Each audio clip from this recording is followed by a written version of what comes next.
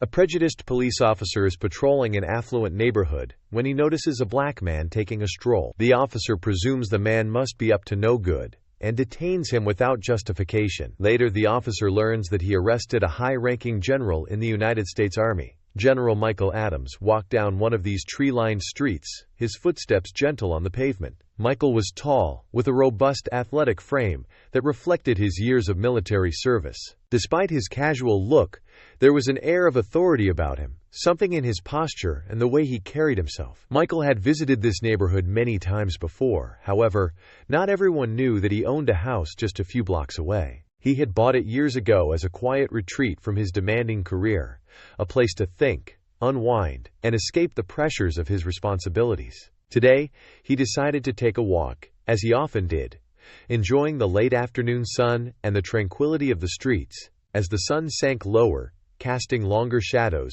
Michael continued his walk, unaware of the events that would soon disrupt this peaceful routine. For now, he was just another person relishing the simplicity of a late summer afternoon, finding solace in the ordinary moments life had to offer. Officer James Davis adjusted his rearview mirror as he drove slowly down the street, his eyes scanning the neighborhood like a hawk seeking prey. His patrol car moved at a crawl, the engine humming softly. It was a routine he had performed countless times before, ensuring the streets of this affluent suburb remained safe and orderly. Davis took pride in his work, viewing himself as a line of defense against anything that might disturb the peace of the community. The neighborhood was quiet, almost too quiet. Davis's hand rested on the steering wheel, fingers tapping absent-mindedly to a melody he could barely hear over the car's hum. He observed the familiar sights pass by: children's bicycles leaning against fences, gardeners trimming hedges, and the occasional jogger or dog walker. Everything seemed normal. Then he saw him, a black man, walking alone down the street, casual as can be. Davis's eyes narrowed as he scrutinized the man's appearance. He was tall and muscular, wearing a plain white t-shirt and jeans. His stride was leisurely, and he didn't seem to be in any rush. There was nothing particularly alarming about him, yet something about the sight triggered alarms in Davis's mind. He didn't recognize the man, and that alone was enough to raise his suspicion. "Who are you?" Davis muttered under his breath as he kept his gaze on the man.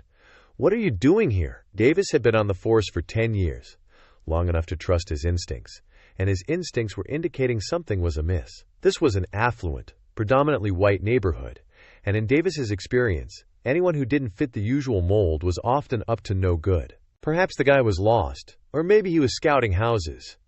Either way, Davis wasn't going to just drive by without finding out more. He slowed the car even further, keeping pace with the man's walk. As he passed, he saw the man glance over at the car briefly, his expression calm and indifferent. Davis's jaw tightened. That calmness irritated him, as if the man wasn't concerned about his presence at all, as if he belonged there. Davis didn't like it. He made a quick decision, pulling his patrol car over to the curb and parking. He stepped out, adjusting his belt, and the radio clipped to his shoulder. The man continued walking, seemingly oblivious to the officer's approach. Davis felt a flicker of annoyance and raised his voice as he moved toward the man. "Hey, you there," Davis called out. The man stopped and turned to face Davis, looking directly at him, his eyes steady and unflinching. "Yes, officer, is there a problem?" he asked. Davis didn't respond immediately. Instead, he took a moment to assess the man up close. The man's face was calm, his stance relaxed, as if he didn't view Davis as a threat. That only heightened Davis's suspicion. "What are you doing here?" Davis demanded, his tone sharp. "Just taking a walk," the man replied evenly. "Is that not allowed?" Davis frowned. He didn't like the man's tone, so calm and unbothered. It made him feel like he wasn't in control of the situation, and Davis liked being in control. He took a step closer, squaring his shoulders. "I'm going to need to see some ID," Davis said, his voice carrying authority. The man raised an eyebrow but didn't move. "Why am I being questioned?" Davis's patience was wearing thin. "This is a private neighborhood. We don't usually see people like you around here. I have the right to question anyone who seems out of place." The man sighed softly, and Davis's annoyance grew. "I live nearby," the man said, "just a few blocks over. I'm not doing anything wrong, officer. I'm simply enjoying a walk." "Show me some ID?" Davis repeated, his hand instinctively moving toward his belt, where his radio and other tools of authority hung. He wasn't in the mood for resistance. His training had taught him that control was everything in these situations. The man reached into his pocket slowly and deliberately, pulling out his wallet. He held it up, showing Davis his identification. Davis took it, glancing at the name and address, his eyes flickering with surprise. For a brief moment, the address was indeed local, but something still didn't sit right with him. Maybe it was the man's calm demeanor, or perhaps it was just Davis's own sense of duty kicking in. "I've never seen you around here before," Davis said, his tone still firm. "How long have you lived here?" "Several years," the man replied. "I'm not out much, usually working. I don't see why this is necessary." Davis felt heat rising in his face. He didn't like being questioned, especially not by someone who seemed to think they were above suspicion. His grip tightened on the man's ID. "Necessary or not, I have a job to do," Davis snapped. "We've had reports of suspicious activity in the area. I need to ensure everything is in order." The man remained silent, his eyes still locked on Davis. There was no fear in his expression, no sign of backing down. Davis hated that he was the one in charge here, not some stranger who thought he could walk wherever he pleased. He had to assert his authority. "Stay right here," Davis ordered. "Don't move." He turned, heading back to his patrol car to run the ID. His heart was beating a little faster now, a mix of irritation and something else. Something he didn't want to admit was doubt. As he reached the car, Davis cast another glance at the man, who stood quietly waiting. The unease in Davis's chest grew. Something about this whole situation didn't feel right, but he pushed that thought aside. He was an officer of the law, and it was his job to keep this neighborhood safe. He couldn't afford to second-guess himself, not now. Davis sat in his patrol car, eyes on the man through the rearview mirror as he started typing the man's details into the system. A sense of unease lingered, hanging in the air like a storm cloud waiting to break. Michael stood on the sidewalk, watching as Officer Davis walked back to his patrol car. He felt the weight of the officer's scrutiny even from a distance. The street remained quiet, broken only by the faint chirping of birds and the hum of Davis's patrol car. Michael kept his breathing steady, maintaining his calm demeanor. He had nothing to hide. He knew he hadn't done anything wrong. But the way Davis looked at him, the questions, and the demand for his ID, all of it made his muscles tense. Michael's mind replayed the exchange, the officer's tone, his insistence that Michael was out of place, the way his hand had hovered near his belt as if ready for anything. Michael recognized that look. He had seen it many times during his service. A mix of suspicion and authority, often directed at those considered different or out of place. It was a look that could escalate into something far worse if not handled carefully. Michael glanced around. A few people were watching from a distance now, peering through windows or pausing in their yards, curious about what was happening. A middle-aged man with a garden hose in hand stared openly, water spilling onto the sidewalk.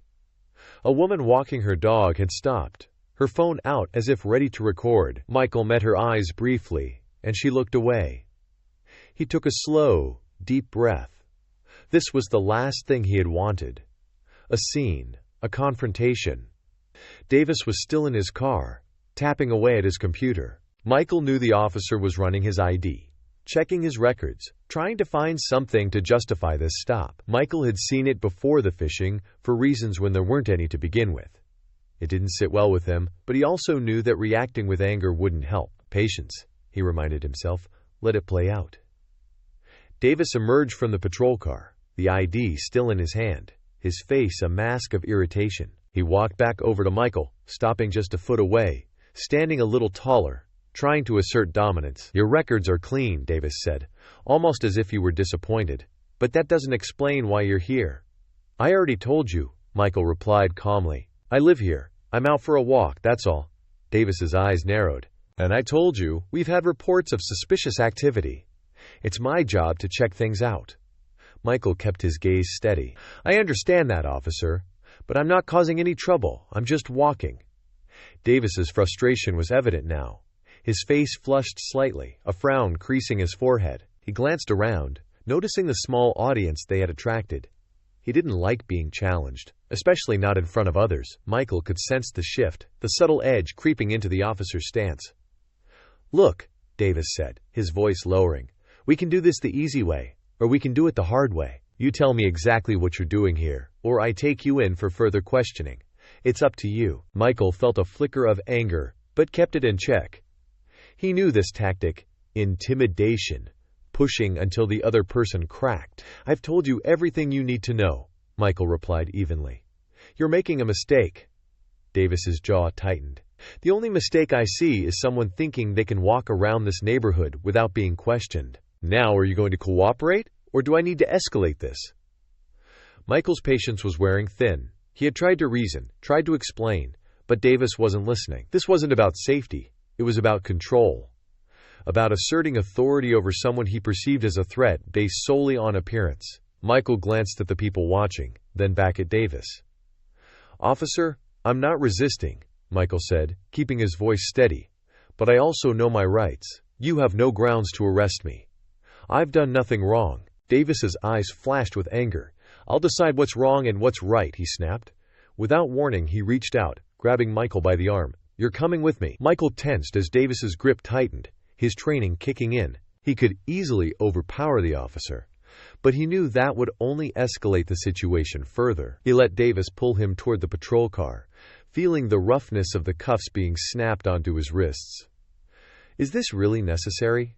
Michael asked, his voice calm but firm. Davis ignored him, shoving Michael toward the back of the car. "Get in," he barked. Michael complied, sitting down in the back seat, his hands cuffed behind him. He looked out at the gathering onlookers, their expressions a mix of confusion and concern. The woman with the dog had her phone raised, recording the entire scene. Michael hoped that would be enough to keep things from getting worse. As Davis slammed the door shut, Michael felt a wave of frustration wash over him. He had come out for a peaceful walk, something to clear his mind, and now he was sitting in the back of a patrol car, treated like a criminal. All because of the color of his skin and the assumptions that came with it. He could hear Davis radioing in, his voice tense as he explained the situation to the station. Michael leaned back in the seat, taking another deep breath. He knew this wasn't over. Not yet. As much as he wanted to fight back, he knew he had to stay calm to maintain his composure. Because this wasn't just about him. It was about something much bigger. Something he had faced his whole life. Now, sitting in the back of a patrol car with his hands cuffed, Michael was reminded that the fight for respect and equality was far from over. The ride to the police station was silent, but the tension was palpable. Michael sat in the back of the patrol car, his wrists still bound by the cold metal of the handcuffs. He kept his eyes forward, ignoring the occasional glance Officer Davis threw at him through the rearview mirror. The scenery blurred by, the tree-lined streets of the neighborhood giving way to the busy roads leading into town. Michael's mind was racing, not with fear but with disbelief at how quickly a simple walk had turned into this. Davis pulled into the station, parking the car in a lot filled with police vehicles. He stepped out, yanking open the back door and grabbing Michael by the arm. The station was buzzing with activity, officers moving in and out, talking on radios, carrying files. As Davis led Michael inside, a few officers glanced their way, curiosity flickering in their eyes. Davis ignored them, marching Michael down the hallway toward the holding area. Michael felt the eyes of the other officers on him, heard the murmur of whispers. It wasn't the first time he had been the subject of scrutiny, but it was the first time it had happened like this, on the wrong side of the law he had sworn to protect. Michael had spent his life upholding order, defending his country, and now he was being paraded through a police station like a common criminal. Davis pushed open a door to a small room, guiding Michael inside. It was a typical holding room, bare walls, a table, and 2 chairs. Davis motioned for Michael to sit. As Michael complied, Davis stood by the door, arms crossed, a self-satisfied look on his face. "You'll stay here until we get this sorted out," Davis said, his tone clipped. Michael met his gaze evenly. "What exactly are we sorting out, officer? You have my ID. You know where I live. What more do you need?" Davis's eyes hardened. "I need to know why you were in that neighborhood, why you thought you could just walk around like you owned the place." Michael sighed, his frustration bubbling beneath the surface. "I wasn't doing anything wrong. I live in that neighborhood. I've done nothing to warrant this treatment." Davis's face flushed. "People like you don't just walk around neighborhoods like that without a reason," he snapped. "You could have been casing houses, looking for an opportunity." Michael's eyes narrowed. "People like me?" he repeated. "What exactly do you mean by that?" Officer Davis's jaw tightened, but he didn't respond. The room fell into an uncomfortable silence, the tension thick in the air. Michael could sense Davis's anger, his need to assert control, to prove a point. Michael knew that this wasn't about him personally. It was about what he represented to Davis, a disruption of the order he was so desperate to maintain. The door opened, and Sergeant Laura Smith stepped in. She was a tall woman with short brown hair, her expression one of professionalism mixed with concern. She glanced at Davis, then at Michael, her eyes assessing the situation. "What's going on here?" Sergeant Smith asked, her voice steady. Davis straightened. "Found him walking in the upscale neighborhood, acting suspicious. He refused to explain himself, so I brought him in." Smith looked at Michael, her gaze sharp but fair. "Is that true?" Michael nodded slightly. "I was out for a walk. Officer Davis questioned me, and I provided my ID, explained that I live nearby. That wasn't enough for him." Smith turned to Davis. "Did you run his ID?" "Yes," Davis replied quickly. "It came back clean, but—" Smith interrupted, her tone firm. "But you still brought him in? On what grounds?" Davis hesitated, clearly uncomfortable under Smith's scrutiny. "He was acting suspicious," he insisted. "I was doing my job, keeping the neighborhood safe." Smith sighed, crossing her arms. "This man is a high-ranking general in the United States Army," she said, her voice low but clear. "You've brought him in without cause, in handcuffs no less. Do you understand the implications of this?" Davis blinked, clearly taken aback. He glanced at Michael, then back at Smith. "I didn't know," he stammered. Smith's eyes narrowed. "It shouldn't matter who he is. Your job is to protect and serve, not to judge based on appearances. This is unacceptable. Davis, release him immediately." Davis fumbled with the keys, stepping forward to unlock the cuffs. Michael's wrists were freed, and he rubbed them lightly, feeling the ache from the tight grip of the metal.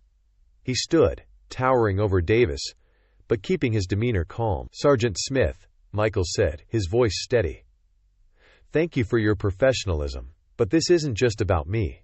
This is about how people like Officer Davis approach their duty." Smith nodded. "I agree. We'll discuss this further, General Adams. Rest assured, this incident will be handled appropriately." Michael looked at Davis, who still appeared stunned. "I hope this is a wake-up call," Michael said quietly. "Judging someone by their appearance can lead to mistakes. Dangerous ones." Smith gestured toward the door. "Let's take this to my office," she said. "We need to address what happened here today." As they left the holding room, Michael walked alongside Smith, feeling the eyes of the other officers on him. He knew this wasn't over, but it was a start. Conversations needed to be had, changes needed to be made, and if this was the catalyst, then so be it. Back in Smith's office, Michael sat across from her as she began writing a report. Davis was left standing outside, his face a mix of confusion and embarrassment. Michael watched him through the glass window, thinking about the long road ahead. It wasn't just about one officer's actions. It was about the culture that allowed those actions to happen in the first place. Michael had spent his life fighting battles. This was another one, and he intended to see it through. The fight for respect and equality didn't end on the battlefield. It extended to every street, every neighborhood, and every interaction. Smith sat down, her pen looking up at Michael. "I'm sorry for what happened," she said. "We'll make sure this doesn't go unnoticed." Michael nodded. "It's not about apologies, Sergeant. It's about making sure this doesn't happen again to anyone." Smith nodded in agreement. "We'll start with Officer Davis, and then we'll look at the bigger picture. Change doesn't happen overnight, but it has to start somewhere." The small office of Sergeant Laura Smith was filled with an uneasy silence. Michael sat across from her, hands resting on his knees, his face calm but alert. Sergeant Smith had just finished taking down notes from Michael's account of the incident. Her pen lay on the desk, forgotten as she considered what to do next. Outside, the murmur of the station's activities continued, but in here, the tension was almost palpable. Smith took a deep breath, breaking the silence. "General Adams," she began, "I want to assure you that what happened today is not how we operate. Officer Davis's actions were out of line. This kind of behavior isn't acceptable here." Michael nodded slightly, keeping his expression neutral. "I appreciate that, Sergeant, but I've seen this sort of thing happen too many times. It's not about one officer. It's about the mindset that allows this to keep happening." Smith's eyes flickered with understanding. She had been in law enforcement long enough to know that Michael was right. It wasn't just about one incident. It was about the deeper issues that needed addressing. She had joined the force to make a difference, to uphold the law fairly, and incidents like this made her realize how far they still had to go. "General Adams," Smith said carefully, "if you're willing, I'd like to hear more about your perspective on this. Your experience, both today and throughout your career. It might help us understand how to prevent this from happening again." Michael leaned forward, his eyes meeting Smith's. "Sergeant, I've spent my life in service. I've led troops, made decisions in combat, dealt with crises of all kinds, and I've faced prejudice, quiet and not so quiet. But today was different. I was treated like a criminal for doing nothing more than walking in my own neighborhood. I've fought for this country, and yet I'm seen as a threat because of how I look." Smith listened, her face serious. "We're here to protect everyone, General. But you're right. Sometimes we let our own biases cloud our judgment. Davis, he's been a good officer, but this isn't the first time I've heard concerns about his behavior." Michael nodded. "It's not just about punishing Davis. It's about making sure every officer understands that their duty is to protect, not to judge. This kind of racial profiling is dangerous. It breeds mistrust. And when the community can't trust its police, we've failed." Smith looked down at her notes. She had always prided herself on being fair, on treating people with respect, but she knew not everyone shared that approach. "We'll be conducting an internal investigation," Smith said. "Davis will be suspended, pending the outcome. But more than that, we need to look at how we train our officers, and how we engage with the community." Michael appreciated Smith's sincerity. She wasn't just saying the right things. She seemed committed to real change. "Education and training are a start," Michael said, "but it's also about accountability. Officers need to understand that there are consequences for actions like this. Not just for the person being profiled, but for the entire community." Smith nodded. "We're going to start by holding Davis accountable, and then we'll move forward with reviewing our training programs. We need to build trust, not just enforce laws." Just then, the door to Smith's office opened, and Officer Davis stood there, looking hesitant. Smith gestured for him to come in. Davis stepped inside, standing stiffly by the door, his eyes darting between Smith and Michael. "Officer Davis," Smith began, her tone measured. "General Adams has explained his side of what happened today. We've run his background, and as you now know, he's a high-ranking officer in the United States Army. Your actions were unprofessional and uncalled for." Davis shifted uncomfortably, the color rising in his face. "I didn't know he was a general," Davis said, his voice defensive. I thought he was up to something. I was just doing my job." Smith's eyes narrowed slightly. "Your job is to protect and serve everyone in this community, not to make assumptions based on appearance. You brought in a man without cause, treated him like a suspect, and violated his rights. That's not doing your job. That's failing at it."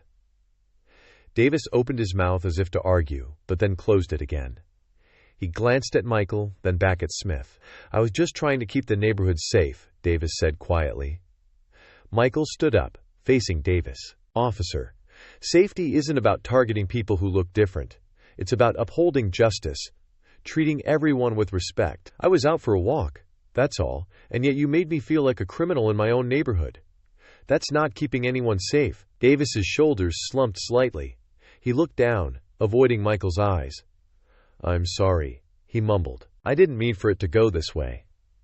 Michael watched him, the sincerity in Davis's apology seeming more out of fear than understanding. "This isn't just about an apology," Michael said.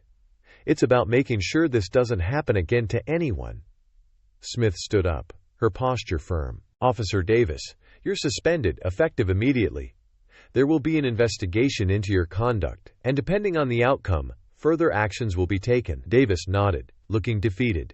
He turned and left the office without another word, the door closing behind him with a soft click. Smith watched him go, then turned back to Michael. "We can do better," she said.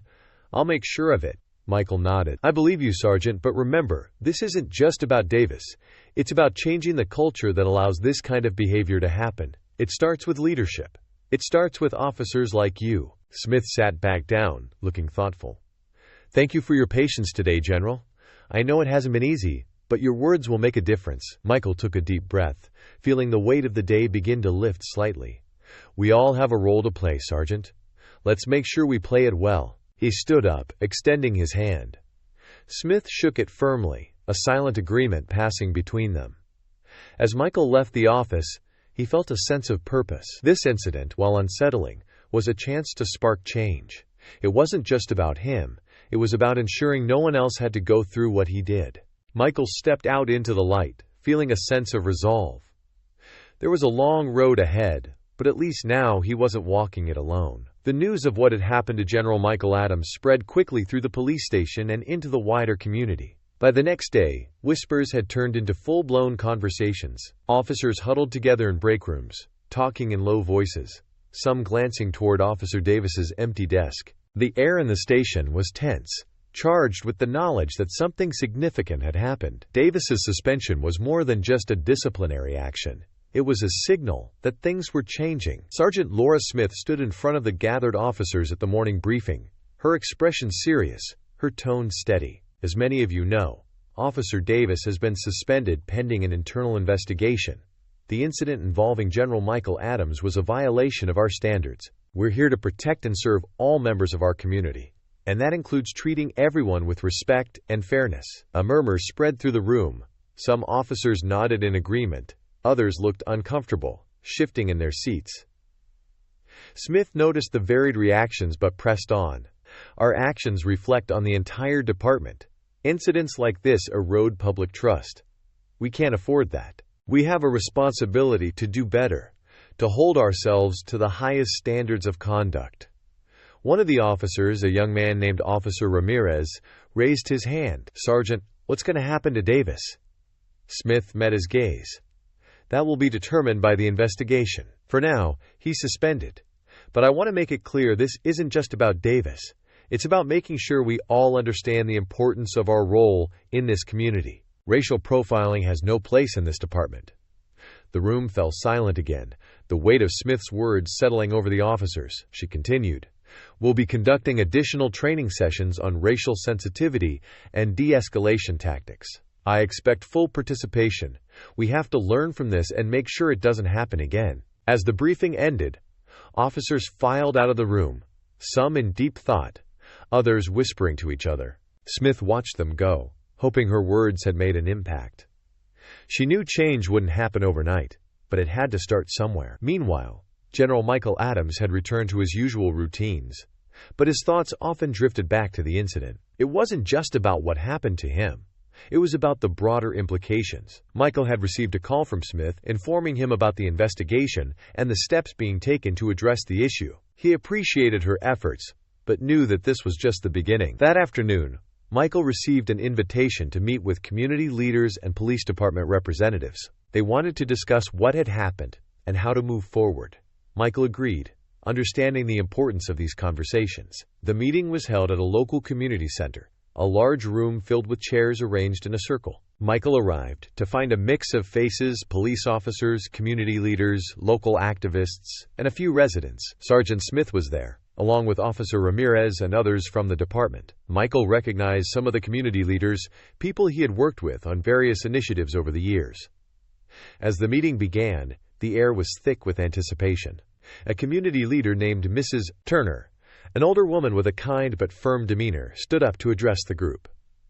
"Thank you all for coming," she began. "We're here today because of an incident that brought to light issues we can no longer ignore. General Adams, we appreciate your willingness to share your experience and to be a part of this conversation." Michael nodded, feeling the eyes of everyone in the room on him. He took a deep breath before speaking. "What happened to me was wrong," he said plainly. "But this isn't just about me. It's about how we ensure that everyone in our community feels safe, respected, and treated fairly. It's about accountability." An officer named Collins, sitting next to Smith, spoke up. "We want to do better. We're committed to making changes, but it's going to take time. What do you think we should focus on?" Michael appreciated the openness of the question. "Start with training," he replied. "Not just on racial sensitivity, but on how to engage with the community. Officers need to understand that their role is to protect, not intimidate, and there need to be clear consequences for those who cross the line." Mrs. Turner nodded in agreement. Trust is key. Right now, there's a lot of mistrust, especially among minority communities. We need to see that the police are on our side, not against us. Sergeant Smith spoke next. We're implementing new training protocols immediately, and we're reviewing our policies on stops and searches. It's not just about punishment, it's about education and prevention. We want to build a partnership with the community, not create division. A local activist named Jordan, who had been quietly listening, raised his hand. It's good to hear that there's a commitment to change, he said, but we need transparency. We need to know that when issues arise, they're addressed openly, not swept under the rug. Michael agreed. Transparency and accountability are critical. This can't just be about words. It has to be about actions. People need to see that changes are being made, that their voices are heard. The conversation continued, touching on various topics: community engagement programs, regular meetings between police and residents, and the importance of officers being seen as allies rather than enforcers. Ideas were shared, agreements were made, and a sense of cautious optimism began to take root. As the meeting wrapped up, Sergeant Smith approached Michael. "Thank you for being here," she said. "Your input is invaluable. We have a long way to go, but I believe we can make a real difference." Michael shook her hand. "Change isn't easy, but it's necessary. I'm willing to work with you, all of you, to make sure this community is a place where everyone feels safe." Smith nodded, a look of determination in her eyes. "We'll do it together." As Michael left the community center, he felt a sense of hope. The conversations had been honest and constructive. There was still much work to be done, but the seeds of change had been planted. Michael knew that real change would take time, patience, and a lot of effort, but he was ready to see it through, for himself, for his community, and for everyone who believed in justice and equality. The road ahead was long, but for the first time in a while, Michael felt like they were headed in the right direction. The atmosphere in the police station was different now. Officer James Davis's suspension had sent a clear message, and the morning briefings, which once felt routine, had taken on a new seriousness. There was a new emphasis on professionalism, respect, and accountability. Officers attended mandatory training sessions on racial sensitivity and de-escalation tactics, sessions that sparked uncomfortable but necessary conversations. In one of these sessions, Officer Ramirez sat with his fellow officers, listening as an instructor from the community relations team explained the importance of recognizing implicit biases. Ramirez had been on the force for a few years and considered himself fair and just. But as he listened, he realized that he too had made snap judgments based on appearances without even knowing it. This session encouraged officers to reflect on their behavior and think about how their actions could impact others. After the training, Ramirez caught up with Sergeant Laura Smith in the hallway. She had been organizing these sessions, pushing for real change within the department. He could see the determination in her eyes, but also the weariness. It wasn't easy changing a culture that had been ingrained for years. "Sergeant?" Ramirez began, walking alongside her. "These training sessions are opening a lot of eyes. I've heard other officers talking about things differently now. I think it's working." Smith glanced at him, a small smile tugging at her lips. "That's the goal, Beto," she said. "We can't just expect things to change overnight, but we have to start somewhere. Every conversation we have, every officer who starts thinking differently, is a step in the right direction." Ramirez nodded. "I've been thinking a lot about what happened with Davis and General Adams. I've made mistakes too, maybe not as obvious, but I've judged people before I even talked to them. This training is making me realize that." Smith placed a hand on Ramirez's shoulder. "We've all made mistakes. The important thing is that we learn from them and do better. It's not about perfection. It's about progress. The fact that you're recognizing this is a sign that we're moving forward." As they continued walking, Smith couldn't help but feel a sense of hope. The incident with General Michael Adams had shaken the department, but it had also sparked something important: self-reflection, awareness, and a genuine desire to improve. She knew there would still be resistance, officers who believed that nothing needed to change. But she also knew that many were starting to understand why this mattered. Meanwhile, Michael Adams was experiencing the ripple effects of his ordeal. He received calls and messages from neighbors, some expressing support, others apologizing for not intervening when they saw him being arrested. Michael appreciated the outreach, understanding that his experience had opened many eyes, not just within the police department. One afternoon, Michael was invited to speak at a community forum organized by the local neighborhood association. The forum aimed to foster dialogue between residents and law enforcement to rebuild trust and address concerns. Michael agreed, recognizing the importance of these conversations. The community center was packed that evening. Residents filled the seats, and a group of officers, including Sergeant Smith and Officer Ramirez, stood at the back. Michael took the stage, looking out at the faces before him. There was a mixture of curiosity, concern, and hope in the crowd. Michael began speaking, his voice steady. "Thank you all for being here. What happened to me was a difficult experience, but it's one that has brought us together. Tonight, I want to start by saying that I believe in the power of community. I believe that we can work together to create a safe, inclusive environment for everyone." He paused, letting his words settle over the audience. "But that means we have to confront uncomfortable truths. We have to acknowledge that bias and prejudice exist. We have to understand that safety is not just about protection from crime, but also about ensuring that every individual feels respected and valued, regardless of how they look." An elderly man in the front row raised his hand. "General Adams," he said, "I've lived in this neighborhood for over 30 years. I've seen it change, but I never thought something like this could happen here. How can we make sure it doesn't happen again?" Michael nodded. "It starts with awareness," he replied. "Awareness of our own biases. Awareness of how our actions affect others. The police department is implementing new training. But it's not just about the officers. It's about all of us. We need to hold each other accountable. If we see something that isn't right, we need to speak up. It's about building trust through action." Another hand went up, this time a young woman in the back. "What can we do as residents? How can we help?" "Get involved," Michael said. "Attend these forums. Have conversations with your neighbors. Get to know the officers who patrol our streets. The more we engage, the stronger our community becomes. It's about building relationships and understanding." Sergeant Smith stepped forward, joining Michael at the front. "General Adams is right," she said. "We're committed to making changes within the department, but we need your help. We're your police force, and we want to serve you effectively.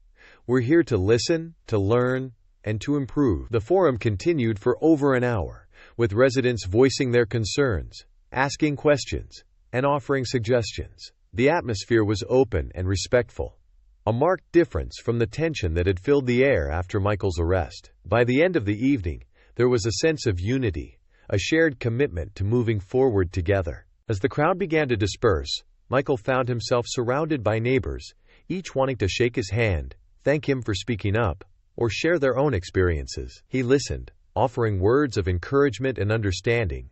He felt the power of community, the strength that came from standing together. Sergeant Smith approached Michael as the room began to empty. "That was powerful," she said. "You've made a real impact. People are listening." Michael smiled. "This is just the beginning, Sergeant.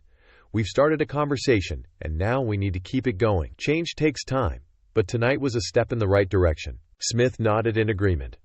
"We'll keep pushing forward together." As Michael left the community center that night, he felt a renewed sense of purpose. The events of the past days had been challenging, but they had also been transformative. The tides were turning, slowly but surely. Michael knew that there would be more work to do, more conversations to have, but he was ready for it. Change was happening, and for the first time in a long while, Michael felt hopeful. He looked up at the night sky, stars shining brightly above, and took a deep breath. There was still a long way to go, but he had faith that they were on the right path. A few weeks had passed since the community forum, and a new sense of awareness had settled over the neighborhood and the police department. Conversations about respect, bias, and justice continued to echo in the halls of the police station and in the living rooms of homes. There was a shared understanding that while progress had been made, the work was far from over. Michael Adams resumed his daily walks, just as he had before the incident. Only this time, things felt different. The stares that once held suspicion were now replaced with nods of acknowledgement and friendly waves. Neighbors who had previously kept their distance now approached him with smiles, eager to exchange a few words. Michael appreciated these small gestures. They were signs that his message had been heard, That change, however gradual, was taking root. One crisp morning, Michael strolled down the familiar tree-lined streets, the autumn leaves crunching underfoot. He passed a group of children playing in their front yard, their laughter filling the air. A woman was out walking her dog and gave him a nod and a warm smile as she passed by. "Good morning, General Adams," she called out. "Morning," he replied, tipping his head in return.